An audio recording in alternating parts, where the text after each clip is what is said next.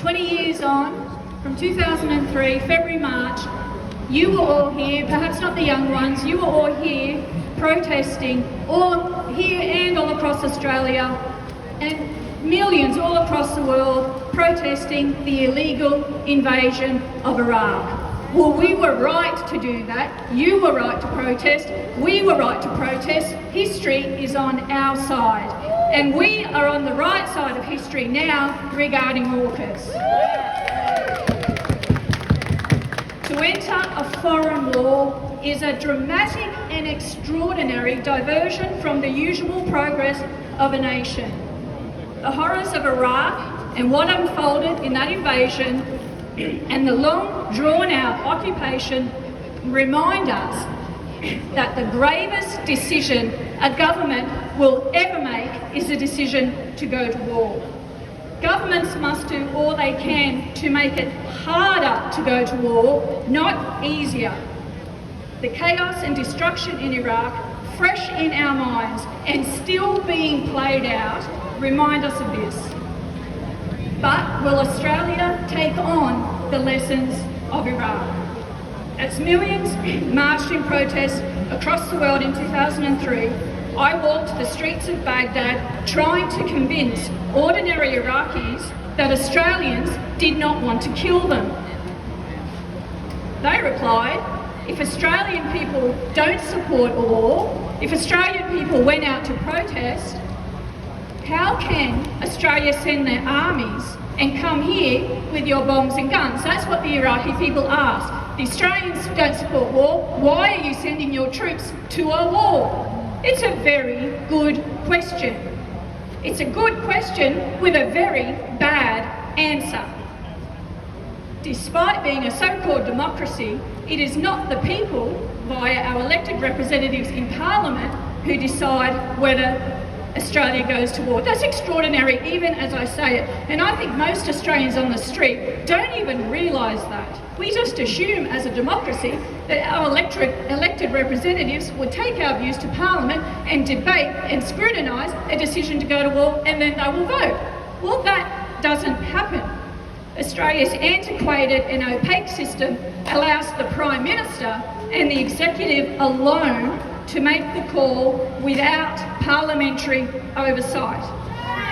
What could go wrong? What could go wrong? I'll give you the answer to that question, what could go wrong, in 3 words.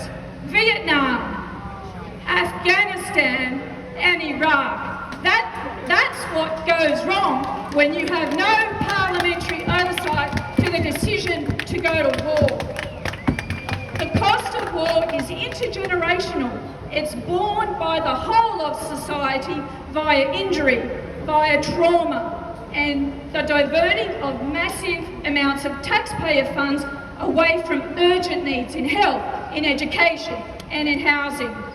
And the catastrophic impact on Iraq and other arenas of war, well, it's well documented, and a shocking indictment on that fateful decision in 2003. The War Powers Reform campaign began as a call for an independent inquiry into the Howard government's decision to support an illegal invasion of Iraq. How did that happen? That question still has not been scrutinised. Other nations have had inquiries, but still we have not. We believe in Australian War Powers Reform that Australia should have an inquiry. Australia should apologise for its involvement, pay reparations to Iraq and commit to long-term aid for Iraq. Polling shows an overwhelming 90% of Australians support reform to require parliamentary approval before Australia goes to war. 90%. Tell that to your MPs when you write to them about this issue. And we've got flyers with information around the place to help you to do that. There's nothing worse than talking to a member of Parliament in there and they say, oh, Donna, nobody has contacted me about this. Nobody has written to me about War Powers Reform. I urge you to go and do it.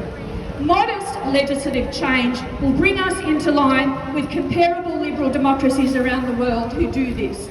France, Germany, Denmark, Ireland, Spain, Norway, all require parliamentary scrutiny and a vote before committing troops to foreign wars. Why can't we join those civilised nations and do the same? Reform will deliver what Australians expect, even with the smallest political decision: transparency, scrutiny and accountability. There is more transparent and rigorous decision-making process for the pothole repair program in my local council than the decision for Australia to go to war. More people vote on the potholes in the Blue Mountains than vote for Australia to send troops to a foreign land. And with AUKUS, it's all only going to get worse. So, a recent parliamentary inquiry into war powers was held. It was a commitment of the new government, and they held the inquiry. There were many, over 100, I think 133 submissions, the vast majority in favour of war powers reform. It's only modest change that's required after all. But despite this inquiry, there was only mediocre results. Some of the recommendations were a step in the right direction, but the status quo remains, and the captain's call system has been reaffirmed. Now, with the threat of AUKUS, it is more important than ever that the decision to go to war is made by the Parliament, reflecting the will of the people, and not just the decision to commit troops. But what about all major defence decisions being scrutinised by Parliament? What about the ongoing role of Pine Gap? When is that discussed and debated in Parliament? What about the increase in US bases in Australia? Where do we see that debated and voted on in the Parliament? We don't. What about those awful Talisman Sabre war games? And of course, what about AUKUS? It never received a debate, scrutiny or a vote in the Parliament. I'm also a member of Labor Against War. I've been supporting motions through branches and FECs right across this country. I have not spoken to one member of the Labor Party who supports AUKUS. Not one rank and file member have I met who supports AUKUS.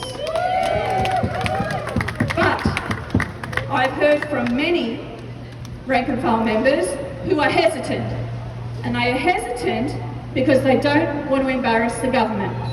We've got rid of Scott Morrison, they say. We don't want Peter Dutton to wedge us again. And by the way, one of the greatest cheerleaders of AUKUS is Peter Dutton. I think you're on the wrong side when you're on the same side as Peter Dutton. So Labor members are concerned about embarrassing the government. But one way, I'd like to say to the Labor members in there, one way to ensure the government is not embarrassed, implement good public policy that sets us on a footing for peace and not for war. That's not embarrassing. Ensure the Prime Minister does not become the Tony Blair of Australia. Who wants Albo's legacy to be AUKUS? That's what is at risk there.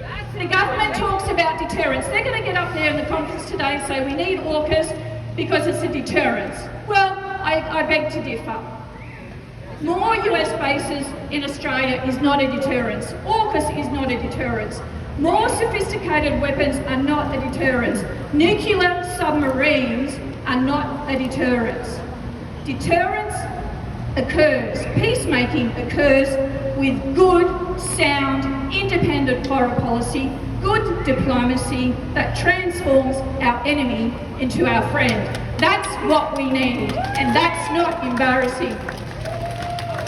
Continue to support our comrades in the conference. We're going to go in there and we're going to heckle from the floor, and even though this vote might go down, this fight has only just begun and we will continue. Thank you very much.